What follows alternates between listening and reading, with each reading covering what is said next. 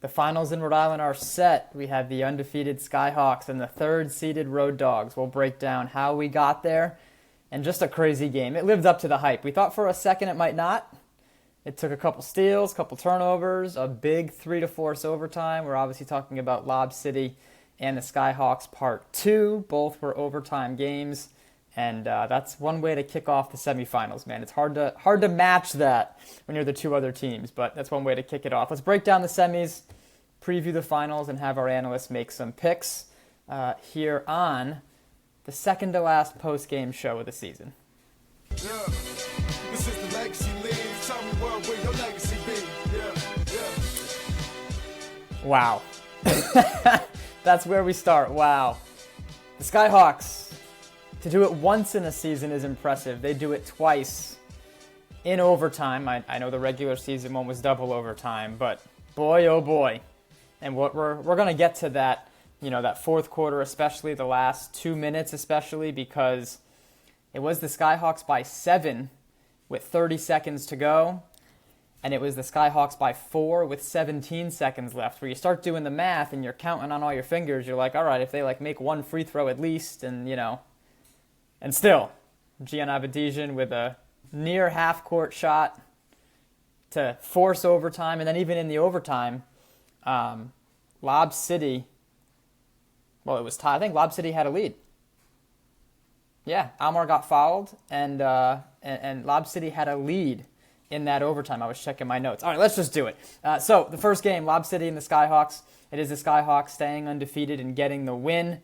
I believe it was 83-81. But a lot of stats, a lot to talk about from this one. Aidan and Jess standing by. I've done enough teasing already. Let's do it. All right, Jess, just take it away. And I'll kind of, we're going to focus more on that fourth quarter. We're going to kind of focus on some of the ebbs and flows of this game and a lot of craziness at the end of that game. That talk about the game slowing down. It felt like that last, 3 minutes of regulation and the overtime was like a half hour, and it probably was with all the different stuff going on. How did they do it? Because, you have a lead in the Skyhawks, Jess. Again, I talked about it, up 7, right? Up 7 multiple times in the final minutes, where you're like, one stop, if one thing bounces our way, if one jump ball goes their way, and that's really how close it was, and we'll get there. They couldn't even win the jump ball up 7. That's like a 50-50 thing anyway, right? And so many things have to go Lob City's way when you're in a position like that. They capitalized. They forced overtime, Jess. How'd they do it? Yeah, I think a big part of this game, it all came down to, fouls, steals, three-pointers, like you were talking about, all of the stats. I mean, the Skyhawks being undefeated, they were the front runners, but Lob City gave them a run for their money. The score was consistently tight for a majority of the game. But, sadly, they just couldn't get it done in overtime. I think Lob City struggled with their foul shots. I think if they were able to get a lot more of those up, they definitely could have got more points on the board, and continuing to, because they did have a lead for majority of the game. I think that's where they could have picked it up a little bit, but the Skyhawks were just consistently playing as they usually do. Like you said, the game slowed down a little bit. I think they were able to get a pace, and for every Skyhawks, like you said earlier, we were talking about how the Lob City was able to make a lot of three-pointers, where Skyhawks, they only missed how many shots? Not many. So, it was one of those games where you just really didn't know who was going to take it, and then ultimately Gian with that buzzer beater three-pointer, really, that was a crowd pleaser for sure. Yeah, and so we had multiple players. We're not going to do the whole last 3 minutes, but let's kind of go in order, and then I'll get Aidan in. Multiple players getting fouled on three-point attempts. In those final minutes, you had Jalen Benson with the pump fake and the foul, and then Gian kind of stops short and gets fouled on a 3 on the other end. We talked about it. We can kind of fast forward after craziness to Lob City down by 7 with 30 seconds left, and I talked about going to that jump ball where you're like, Skyhawks win this, you're going to have to foul, and then it gets really difficult. Lob City wins it. Gian drives and gets fouled and makes both. Then this is where Gian, right after those free throws, gets the steal in the corner and calls Lob City's last timeout. So obviously possession there is huge, but your last timeout, that's not great to use it there. This is all hindsight because it obviously worked out exactly how they drew it up. Gian gets fouled again out of the timeout and almost gets the and one, if you remember, kind of gets bumped and it rolls out, which that would have been huge. And he makes both of those free throws. They follow Jalen Benson, and he splits them to put him back up by 3. Skyhawks by 4. Almar gets bodied, and let's see. Lob Stills down 3 with 10 seconds left, Aidan, and then I'll just finish this up. So the inbounds with the Skyhawks up by 3 on the sideline because they take their timeout to advance it, and they can't even get it in. Noah steps out of bounds. So that's the second turnover in the last 30 seconds, which, again, those are some of the things, right? We say it a lot, but when you're down 7 and it is 3 possessions, you can do everything right and still not have a chance to win. You kind of need some other stuff to break your way. Like, you need a turnover.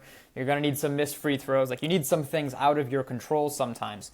Forcing someone out of bounds isn't totally out of your control, but the Skyhawks step out of bounds. Now Lob City has the ball. They drive it. And Almar gets that one. That's like, it could have been an and one, could not have been an and one, but cuts it to 1. Jalen Benson, to his credit, a great game. He deserves a shout-out way before this point, but 31 points for him, 7 rebounds. He had his fingerprints all over this one, along with Noah James, who made a ton of huge shots, especially inside. Right, you really weren't able, either team, to get fully to the rim in this game, and so Noah James, time and time again, with that mid-range jumper. Jalen Benson, too, really good touch by the two of them for the Skyhawks when they needed a bucket. But just to finish it, Jalen Benson makes both free throws, and then we talked about it, Gian with the crazy shot. Definitely off in time, so it's kind of cool when there's not a lot of controversy with those types of things. Like, definitely off in time, it's definitely a three-pointer, and it definitely ties the game, and so we go to overtime, Aidan. But just that sequence, wow. Go ahead. You've seen a lot of games, too, and, like, you know, you're looking around like, wow, the Skyhawks kind of have this in control. 7-point game, 30 seconds left, and then they don't. I think, like you just said, I've seen a lot of games. This is by far one of the most entertaining games I've seen. That's the first buzzer beater to tie it. I've seen, and the crowd went crazy. But in the crunch time, everything went wrong for the Skyhawks. Everything went right for Lob City. But Skyhawks were still able to get that W. And I think that we've always talked about it before, is that they're undefeated, they're flashy, they play good team basketball, but they have these battle-tested wins. And I think once they got that first win against Lob City, weird double OT ending on a free throw, it sucks. But once they got that first win, they never kind of looked back. And granted, Lob City had a down year this year, but they're still that juggernaut of a team. You're talking about the Chicago Bulls of Legacy Leagues. They have more championships than the Chicago Bulls won with MJ.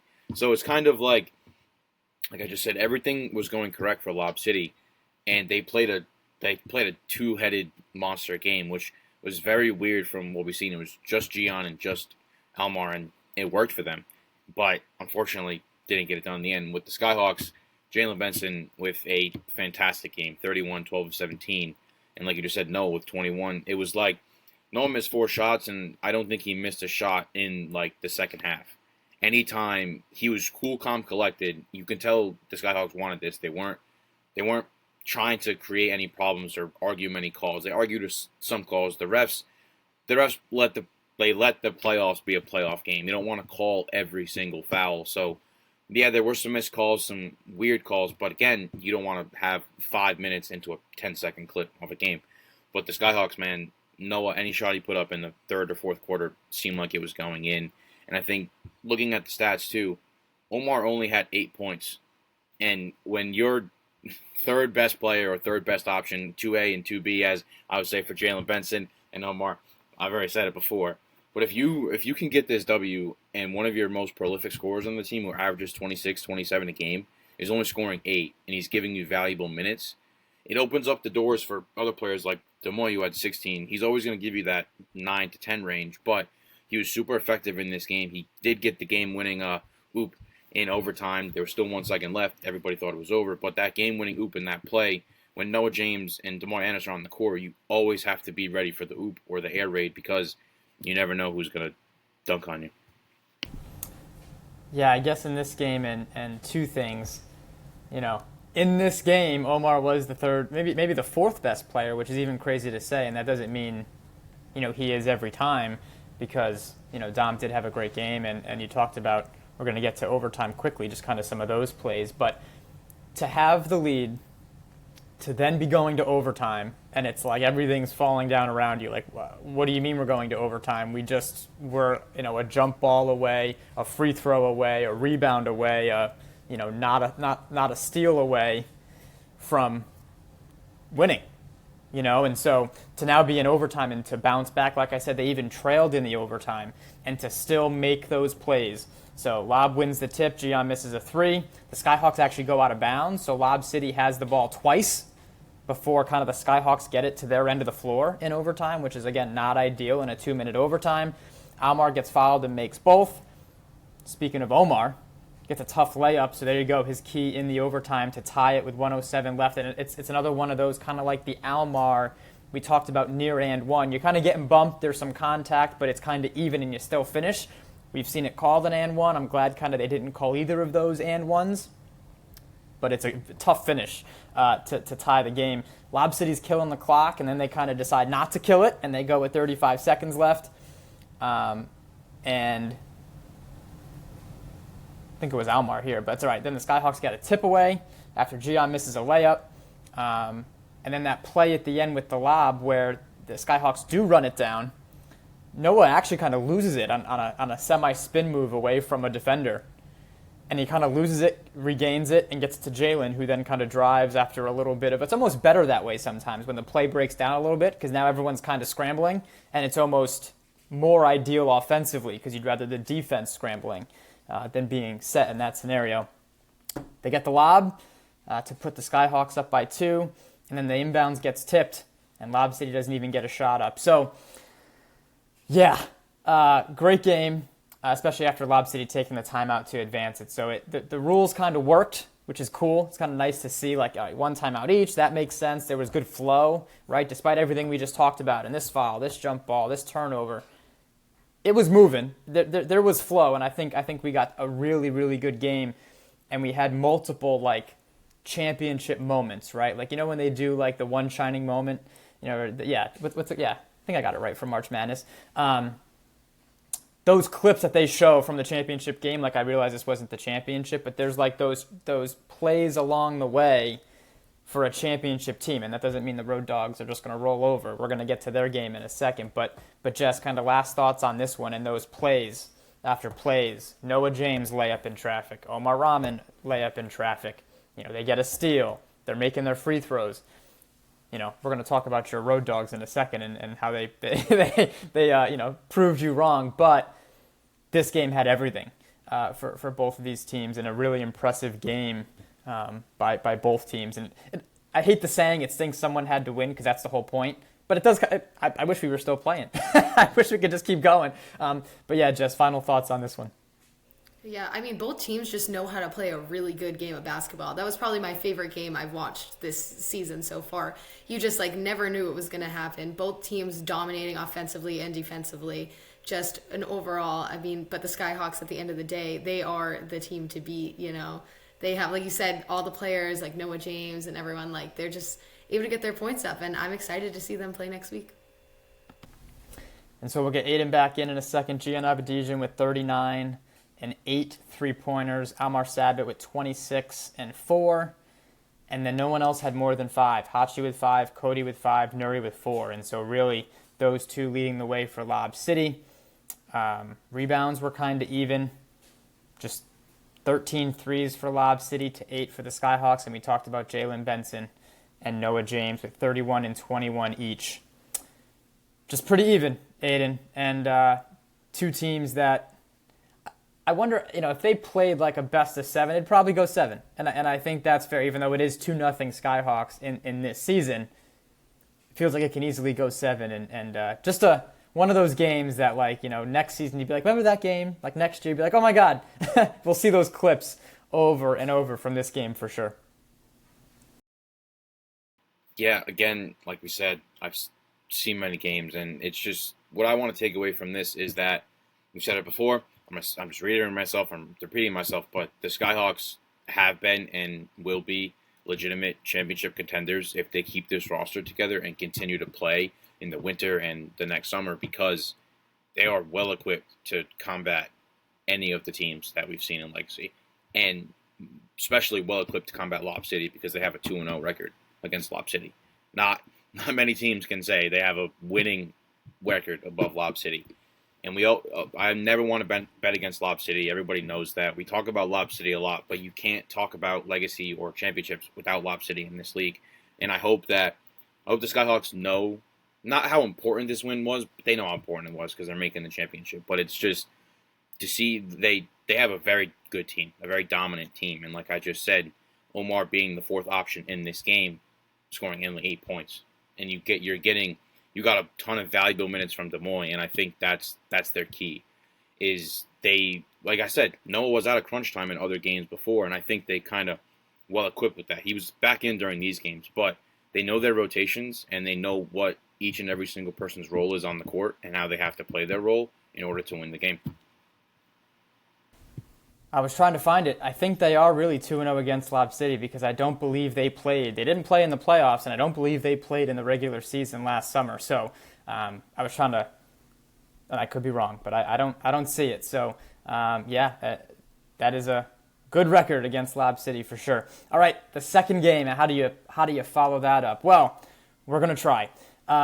We had the Road Dogs taking down the Halfway Crooks, and Aidan already told me I'm not going to be happy with this, so we can probably speed this up a little bit, but we'll see what he has to say about the Halfway Crooks and how they fell to the Road Dogs. To Jess's Road Dogs, I might add. She's back, and I don't know if that's allowed, but she's going to try. 76-67, the Road Dogs get the win. I took some notes on this one. Obviously not as much to talk about, and I lived it, but Road Dogs up early. Crooks by 3 a couple times in that second quarter. Road Dogs regained the lead at halftime, and then the last lead for the Halfway Crooks was with 8:30 to go. The Road Dogs got a bucket and wouldn't trail again, and it was a 16-2 run from that point until about 3:17 left. So a 5-minute 16-2 run for the Road Dogs in that third quarter. That was the difference. They would get the lead to as big as 16 in the fourth quarter with about 7.5 to go. And at that point, you're like, what the heck's going to happen? It was a 21-4 run over the next 6 minutes in that fourth quarter for the Halfway Crooks to get it back to 4. And it was kind of all, just the Road Dogs trying to slow it down a little bit, just missing some shots. The Halfway Crooks finally making some shots, and we'll talk about the lack of three-point shooting for them for sure was noticeable. And then Ethan, had a dunk right there to get it back to 6. Nick split some free throws to get it back to 5 with 45 seconds left, and then Ethan made both free throws and put it away for the Road Dogs there. So a much quicker version for sure because of, those two big runs, a 16-4 run. And we'll go to Aidan first. Aidan, during that run in the third quarter, the majority of it, and I wrote this down, was a Sec, Ethan, Shaq, Phil, Critchlow lineup. And so I know we have a lot of one names for players here, but we all know those players from this season. And some of the plays, during that run, just quickly, and I'll kind of let you go in what happened during that third quarter. But, the Reapers got a couple runouts on a couple, just rebounds / Halfway Crooks turnovers. A couple wide open threes missed for the Halfway Crooks, which happens, but can't happen when you need to score and kind of keep pace with the Road Dogs. And just some execution. They were kind of playing inside out, Aidan, which is one of those things that, we can say it now and it's not an excuse, but having David DePina as another bigger body would have helped. He wasn't available. The Road Dogs took advantage, and it was definitely noticeable as they kind of played a little bit inside out during that run, Aidan.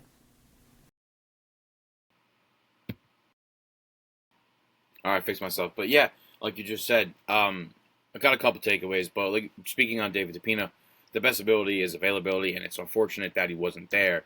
But I do think some plays would be a little different because if you had him, you have somebody who can effectively guard Phil and kind of play a bigger role because, Nick's a bigger guy. Kavai can play defense too, but they're not that guy that's going to post up, and take the defense. But hold on one second. Before we get off that, time and time again, and credit to the Road Dogs, I can picture it. A Shaq post up, a Phil post up, not so much Sec in that game. Ethan attack, then they were just doing their attack the basket stuff where, they were picking on Terrence and Jared just with their size. And it wasn't, a 1,000,000% effective, but those matchups would have been different, right? And I think that's a takeaway. Road Dogs still might have won, but those matchups being different kind of affect the entire game. Yeah, like I just said, I think they do. But a couple other things for the halfway crooks.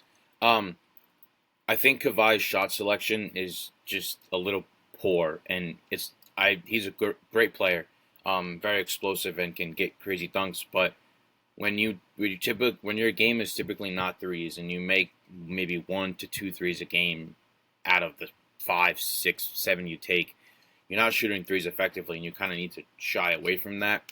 Game flow was directing it. Another thing, not to be the Kawhi hater this game, but I just saw a lack of defensive intensity when people were playing against him, or just kind of, as you said, when somebody's posting up Jared, and Jared's there, going to give you as much as he can. But if it's Shaq, or if it's Ant, or even Phil, they're just a bigger body, and you can't really do anything. But Kawhi's like, here's Jared getting posted up. Kawhi's like right here too, and he's not trying to poke. He's not trying to, now again, help defense. If he goes there, his other guy's open. I understand that, but I would have liked to see a little bit more intensity in that game. I think the Road Dogs came out hungry and wanted this. They saw their girl Jess pick against them. A lot of people picked against them. It's been I've picked against them many times, and I've been wrong many times. I'll admit I've been wrong. They've played great basketball these last couple of weeks, and I think they kind of realized their rotations. We always talked about them having a lot of guys, but they played a 5-6-man rotation maybe, and Phil provided such valuable minutes for them, and I think that's going to be a key factor. And even just the matchups of Phil and Demoy's out there, Phil's another big body who's going to be able to guard Demoy a little bit, and not many people can jump up with him, but if they're a lob threat, Phil can kind of get up, dump. But back to this game, Road Dogs they were hungry. They wanted it. They played their own game. They're driving in a lot. They went back to posting up people. They went back to using their size. And there was I just remember this, Karan Bostic too, hit a couple, how many points did he have? He had 7 points, but I'm pretty sure 2 of those threes came a little later. And he's always defensive intensity. They were all cool, calm, collected. They've had some, not scuffles, but they've had arguments in the past, and every team has arguments in the past. But good teams and great teams get past those arguments and continue to play winning basketball, and that's exactly what the Road Dogs have been doing. You said it. Joe Secatore with 20 led the way. Ethan Austin 14 and 6. Shaq Argy with 11. Phil Crislow with 9. Kevin Views with 8. Karan Bostic with 7. And Nick Lemoyne 29, 4 of 11 from 3. And, some of those were open, some weren't, but 4 of 11, I talked about during that run, I can picture 2 or 3 just wide open. O'Rain Smith, Jared Hansen, Nick Lemoyne. And when they aren't going, it leads to bad things the other way, especially against a team like the Road Dogs. Kawhi Simpson with 17 and 0 of 6 from 3 in this one, and Jared Hansen 0 of 5 from 3 and 8 points. It was a battle. The Road Dogs had to earn it, Jess, but they definitely, took control of the game in that third quarter, right? They tried to jump out. They met some resistance, and then we talked about that third quarter. Was probably, was one of their better stretches, I think, during the season. And like I talked about that lineup specifically, they'll have to kind of recreate that next week, probably for a larger part of the game. But they were able to do it in this one, Jess. And go ahead. What do you have to say to? Well, she's back, so I don't even know if this is. You don't get to jump off the bandwagon and then get back on, but she's doing it. Go ahead. Yeah, never jumped off the bandwagon. Had to give them a little push, Like I was saying, this past game from them really reminded me and showed exactly why I love and root for the Road Dogs weeks consistently. I may not have picked them last week, but I did say in the podcast that, if they were able to start off the game with a lot of energy and have a good lead and stay really consistent, that they would be able to take this game. And I think that the halfway crooks would have struggled to get back, and that's exactly what happened. It was unfortunate that the halfway crooks didn't perform at their best offensively. It wasn't their best game.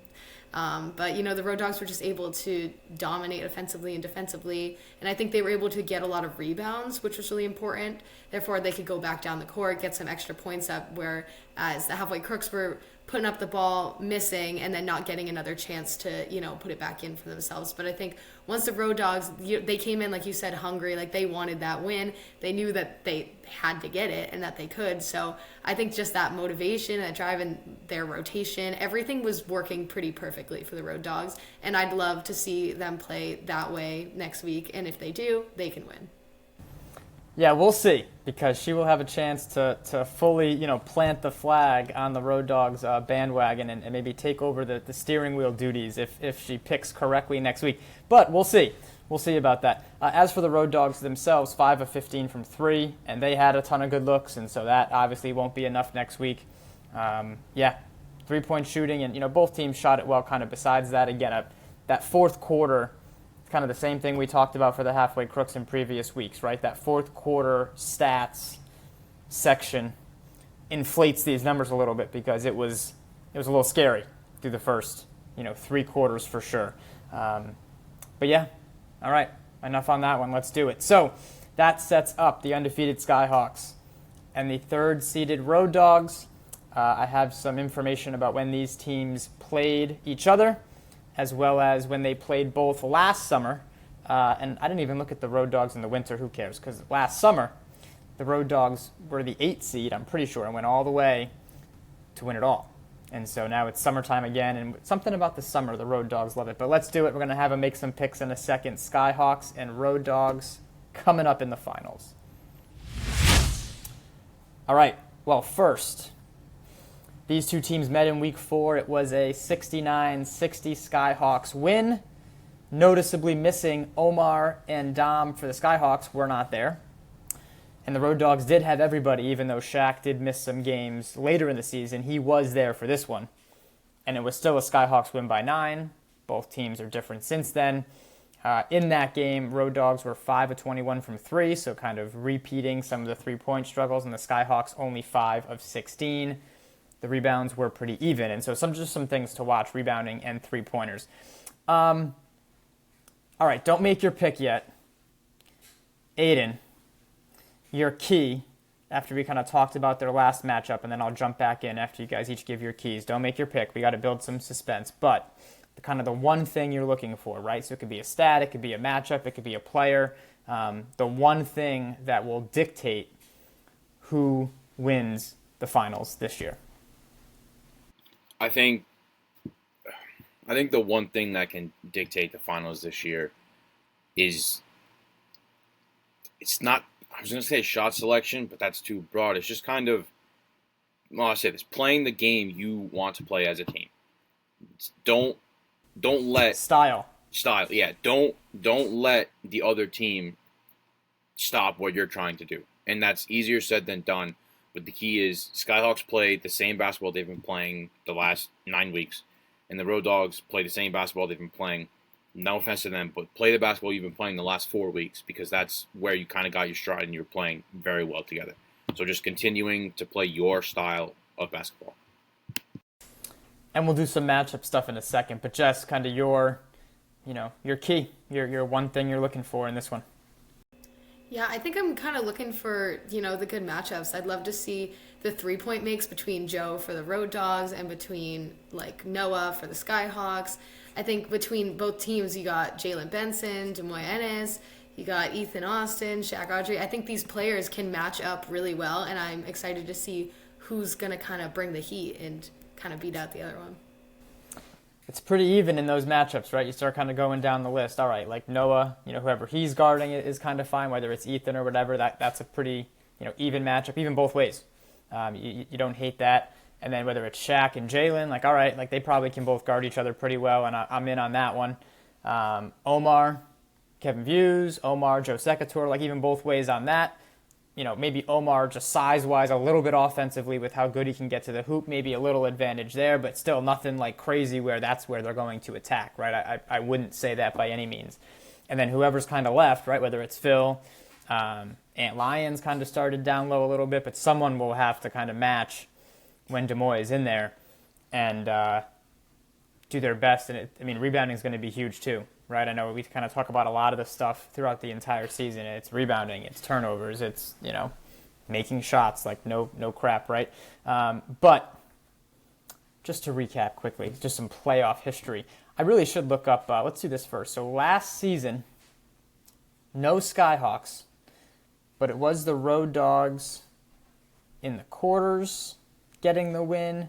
And they fell to the Washed Up Boys by 10. So sure, a different Road Dogs team. But if we go back to last summer, the last time both teams were in the league, and I'm going to have to do this on the fly. Oh boy, I don't even know if they played because we had 12 teams. So as I talk this out, Road Dogs washed up. I realize this is great podcasting. But as we talked about, it was the Road Dogs getting the win as the 8th seed, right? And so sure, they were one game away from being, and they didn't even play. Didn't even play last summer. So it's the first time meeting was this year. But they were, one game away in the standings from being a 5 seed. And so, Aidan? They did play in summer 2024. Ooh. Skyhawks won by 7. It's week All right. 7, I believe, if everything's Yeah? correct. Oh, yeah. Yeah.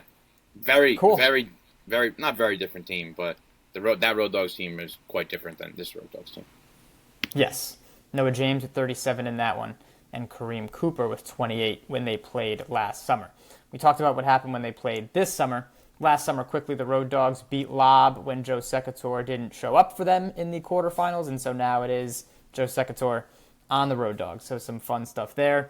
They then beat Washed Up boys in the semis by 2, so they kind of had some of that experience, and they blew out the Game Breakers with that defensive intensity, with a Rion Watts shout-out and a Kareem Cooper shout-out, and Shaq Ardrey was really good in that game. He led the way for them in their finals win in the finals with 25 points. So we can expect another big game from Shaq Ardrey. For the Skyhawks, they were the 3 seed and beat the Air Mambas. Again, a very different Air Mambas team a calendar year ago. And they then lost to that Game Breakers team by 8 in the semis. But Noah had 36 and Omar had 16. So, and just the history thing and the experience thing, I think, is pretty even because, sure, Road Dogs have been in the league. They won a title.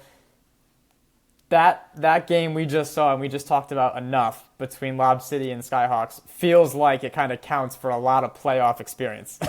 From everything that just happened in that game, I think they're good. The moment's not going to be too big, none of that stuff. And that does happen sometimes. When things start, it's one game, right? And so it could be in the semis, it could be in the finals. When things don't go your way, because they're not going to the entire game, you can't fold, and neither of these teams will. All right?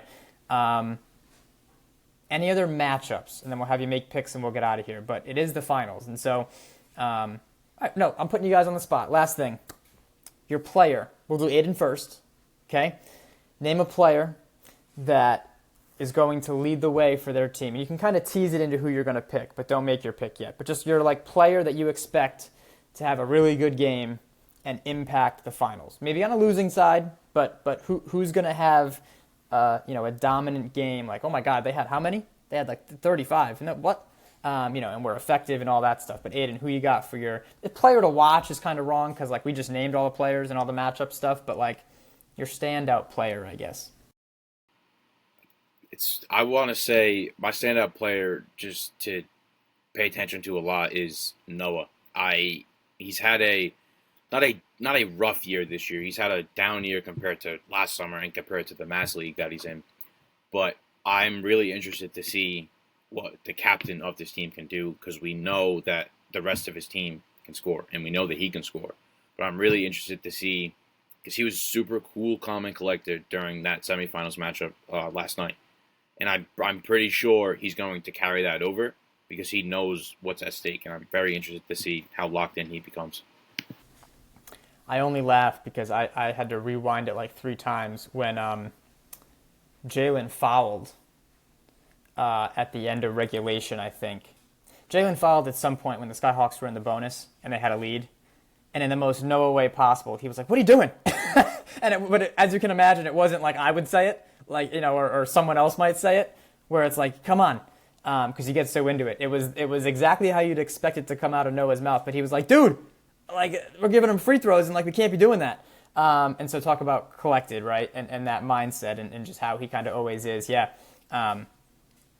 Jalen has kind of taken over a lot of the scoring, especially week 4 or 5 on. We kind of had Omar early, and I think that was Jalen kind of getting used to some things, and even just getting used to the team. Forget the rim, just what's my role? Well, we figured out what Jalen's role is pretty quickly, and he's carried that on. We talked about how many points he had in the semis. They have to kind of complement each other, especially with some of the matchups they're going to get against this Road Dogs team, and I think that'll be the key for them. Jess, your standout player in this one. My standout player is going to be Ethan Austin because, yes, he scores and he gets points up and he can drive to the basket. But I think more importantly, he takes that leadership role. He's really good at setting up plays, kind of helping people out, telling them where to go, moving the ball. So I think that, yes, he's going to be able to get a lot of points for their team. Maybe not the top scorer, but he's going to be able to facilitate the other plays and help the other players get their points up as well, which I think is important as a good team player. All right. We got to save Jess for last with the pick because we have to. This is going to be interesting. All right, we'll see. We'll get there.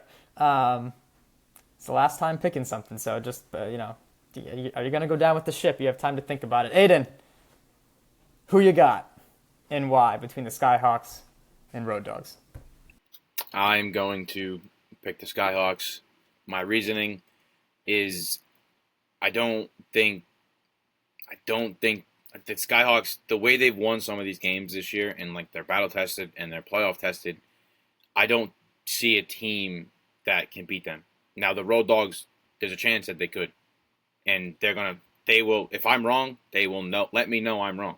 Both sides. Whatever team wins, loses, they will let me know I'm wrong. But my pick is Skyhawks. Why? I just think they're playing their best basketball they've played. They've really found what their role is on the team, and they know how each other plays well. And I think it's going to be a great game. One of the key matchups I'm actually interested in is, do the Road Dogs post up as much as they have posted up in the rest of the season? Because the Skyhawks and the Road Dogs, if you look at it on paper, most of the teams, most of the players are not the exact same, but they match up very well with each other. There's no glaring, they have a height advantage. No, because Des Moines there and they also have fit. They can shoot, they can score, but I do think the Skyhawks walk away with the summer 2025 championship.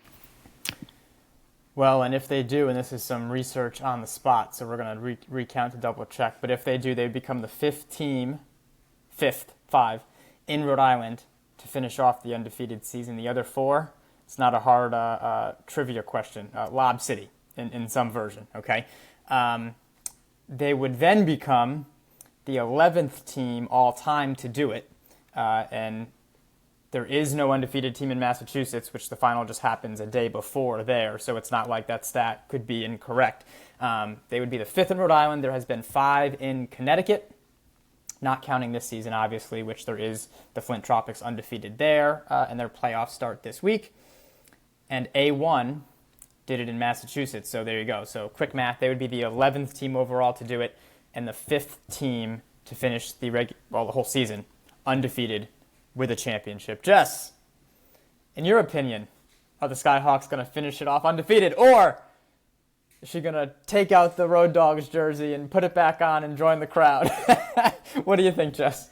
They proved me wrong last week. I need them to prove me right this week. I am going to go with the Road Dogs. Like you say with Lob City, can't vote against the Road Dogs. I mean, it worked out in their favor last week, but I think if any team is going to take away that undefeated title from the Skyhawks, it is going to be the Road Dogs, specifically the team we saw last night with a full roster. They're the full package, and if they come out with all their skills, their players, their energy, and wanting it more, then they will definitely give the Skyhawks a run for their money, so I'm showing up with my red. All right. Well, there we go. One each.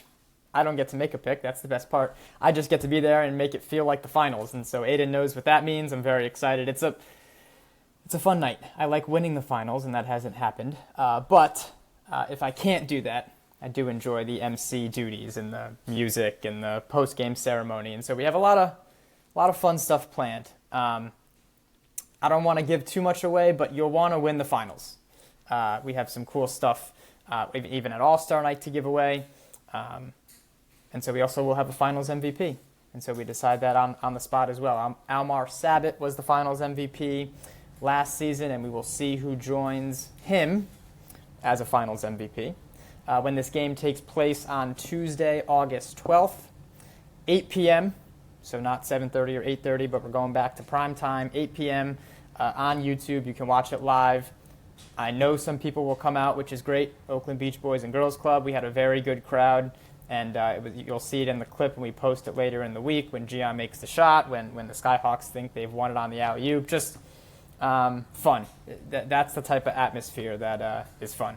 And so usually the semis do that because there's 2 games and people are coming and going, and so it was good. So we need that atmosphere again for the finals. But tune in one way or another. Skyhawks and Jess thinks they're going to win. No, Road Dogs, sorry. Jesus, I'm going to get you in trouble. They're going to clip that part. Road Dogs and Jess. Aidan and Skyhawks. Should be a good game. I'm excited. And that'll be the end. So we'll be back next week with a post-game show. We'll break down. We'll see who was right and wrong. And then we have our All-Star night after that, and we'll preview that on the next post-game show. And that's it. The summer season is almost there. One more night of games, and then All-Star night will be on the 19th, the following Tuesday at the Oakland Beach Boys and Girls Club, presented by Roadie Pop. So if you've seen some stuff on social media, it's like a soda truck, ice cream truck. They're coming to All-Star night, giving some stuff away. You can buy some custom sodas and stuff. So they're our All-Star sponsor, which would be a lot of fun. So, yeah, first up the finals. Guys, good job. And stay tuned for some finals coverage to see who wins on Tuesday night.